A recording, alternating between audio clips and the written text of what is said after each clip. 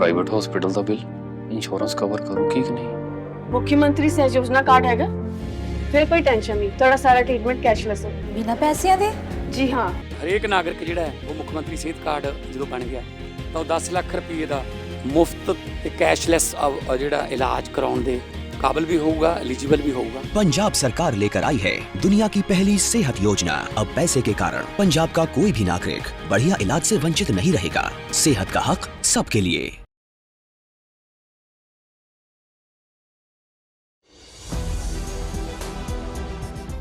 जय संविधान, जय भीम, महात्मा गांधी की जय, गोडसे मुर्दाबाद।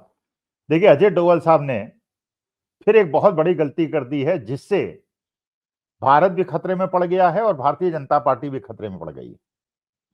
अब इसको माननीय मोदी जी ने नोट किया, नहीं किया, अमित शाह साहब ने नोट किया, नहीं किया, मुझे नहीं पता, लेकिन मेरा विश्लेषण ये कहता है कि ये हमारे chief security adviser, national security adviser की बहुत बड़ी गलती है, जिसका नुकसान देश को भी उठाना पड़ सकता है और भारतीय जनता पार्टी को भी उठाना पड़ सकता है। मैं सही हूं या गलत हूं, ये तो समय बताएगा, क्योंकि भविष्य की गर्त में छिपा हुआ है, लेकिन मेरा जो विश्लेषण कहता है वो मैं आपके सामने पेश करता हूं।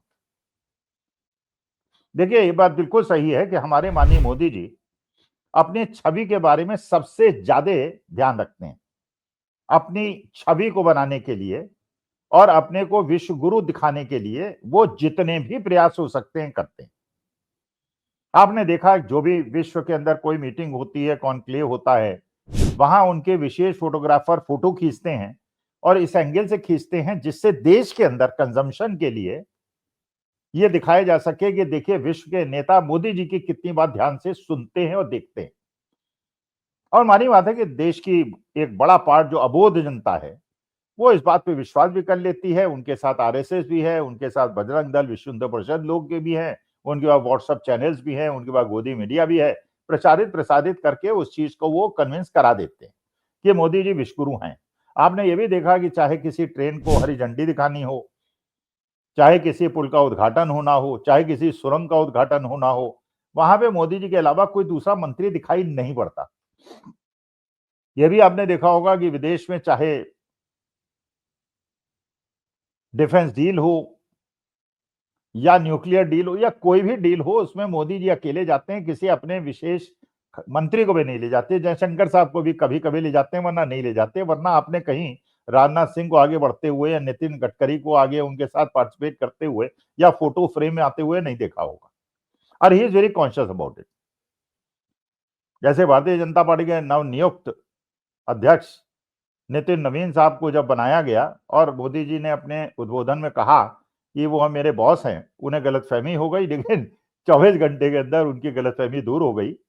जब मोदी जी ने फोटो फ्रेम में वो आगे आने का प्रयास करने लगे एज ए बॉस, तो उनको पीछे कर दिया, धकेल के दीवार के पास कर दिया। ऐसे ही नड्डा जी के साथ भी अमित शाह साहब ने किया था।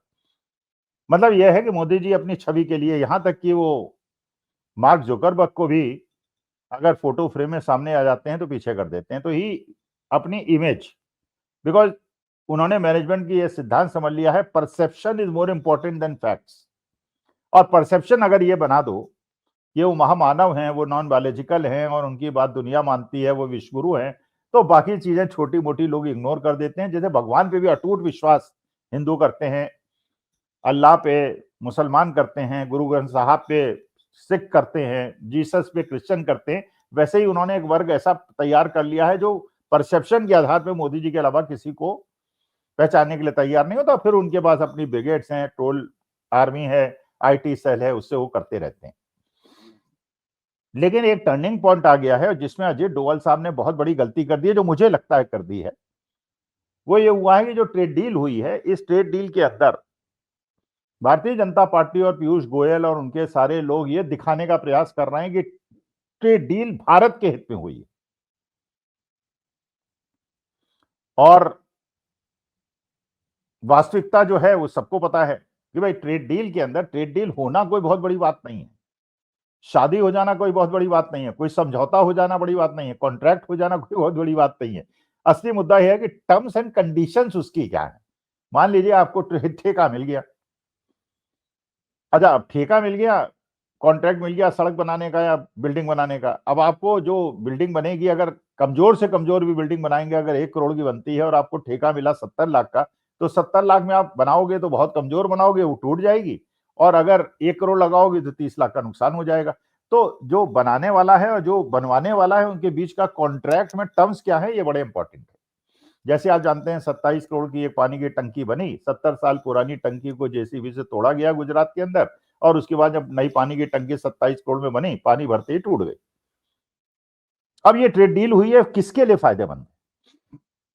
अच्छा, डोनाल्ड ट्रंप ने पहले ही अनाउंस कर दिया, भारत के प्रधानमंत्री महोदय ने अनाउंस ही नहीं किया। तो ट्रंप ने कहा कि मोदी जी का मेरे पास फोन आया और he wanted to have the trade deal, और उस ट्रेड डील के तहत भारत अब अमेरिका से निर्यात होने वाली अधिकांश चीजों पे टैक्स नहीं लेगा, 0% टैक्स लेगा, जो पहले करीब करीब ऑन एन एवरेज करीब 20-22% का हुआ करता था। इसका मतलब 20-22% का भारत सरकार को रेवेन्यू का लॉस होगा, डॉलर नहीं आएगा, और नुकसान होगा तो रुपया और कमजोर होगा। इसके अलावा भारत से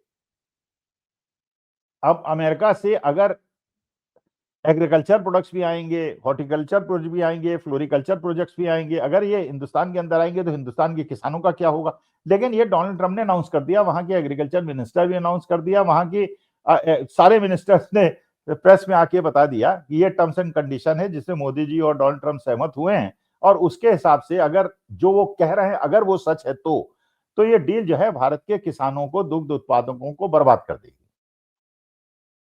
क्योंकि अगर बादाम अखरोट पे टैक्स खत्म हो गया, अगर मक्के पे टैक्स खत्म हो गया, जैसे कपास में खत्म हो गया था, दूध उत्पादों में टैक्स खत्म हो गया, तो अमेरिका माल यहाँ फ्लड कर जाएगा।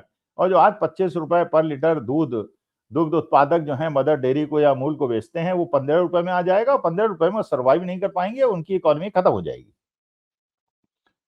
अच्छा, भारत सरकार की तरफ से ये कहा जा रहा है कि अभी तो टर्म्स एंड कंडीशन फाइनल नहीं हुए, टर्म्स एंड कंडीशन आए तब आप लोग टिप्पणी करें। अच्छा, अमेरिका ये कह रहा है कि हमने तो टर्म्स एंड कंडीशन बनानी शुरू कर दी है।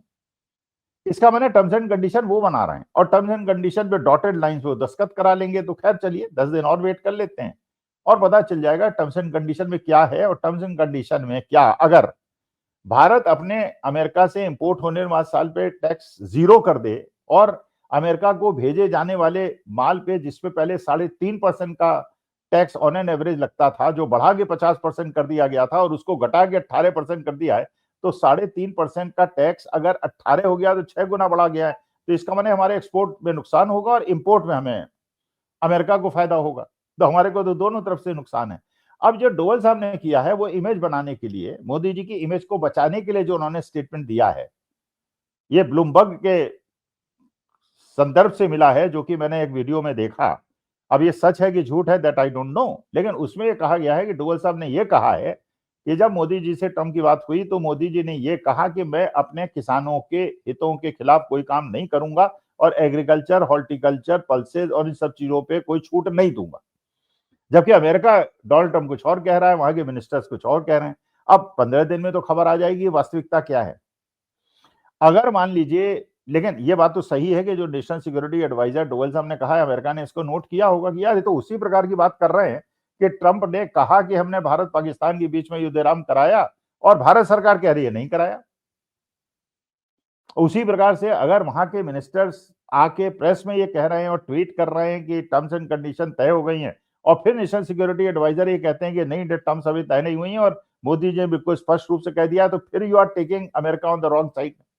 अच्छा, एक और कंफ्यूजन मचा हुआ है कि आप रूस से तेल खरीदेंगे कि नहीं खरीदेंगे। वो तेल जो 30% चीपर मिलता है, और भारत की रूस की दूरी कम है, इसलिए आपको ट्रांसपोर्टेशन कॉस्ट भी कम लगती है। वेनेजुएला अमेरिका से आपको ज्यादा ट्रांसपोर्टेशन कॉस्ट भी लगेगी, उसकी रिफाइनिंग में भी ज्यादा पैसा लगेगा, और आपको महंगा भी मिलेगा।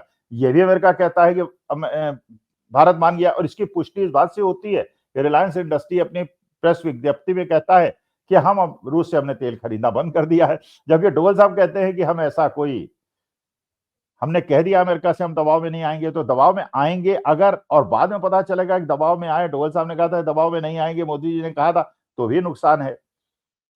और अगर उल्टा हुआ, अगर ये लगा कि डोनाल्ड ट्रंप ने गलत कहा था, तो मानी बात है कि उनकी और हेट ही होगी, और फिर और अपने हाथ उठना शुरू कर देंगे। और उनके पास आप जानते ही अडानी जी का मामला भी है, एप्स्टीन फाइल भी है, जिसके कारण मेरे को ऐसा लगता है कि उन्होंने मोदी जी को प्रेशराइज किया है, भारत को कॉर्नर किया है, पहले से 50% का टैक्स किया है, फिर घटा के उसको 18% कर दिया है, जबकि वो 3% से 18, पहले 3% से 50% किया, 50 से 18 किया, तो अभी भी 6 गुना ज्यादा है एक साल पहले की स्थिति में। और भारत ने वहां से आने वाले सामान पे 0% टैक्स कर दिया, तो हर स्थिति में भारत का नुकसान है। तो डोवल साहब ने जो ये स्टेटमेंट दिया है इस समय, मुझे लगता है नहीं देना चाहिए था, क्योंकि नाई नाई वाल कितने जजमान देखते जाओ, सामने आ जाएंगे, 15 दिन में पता चल जाएगा वास्तविकता क्या है, और वास्तविकता हो जाएगी तो ये ट्रेड डील का जो अभी तक गंध आ रही है उसके हिसाब से भारतीय के लिए बहुत ज्यादा डेट्रीमेंटल है, बहुत ज्यादा नुकसानदायक है। But we will wait for 15 days and then decide. नमस्कार, धन्यवाद और प्रणाम।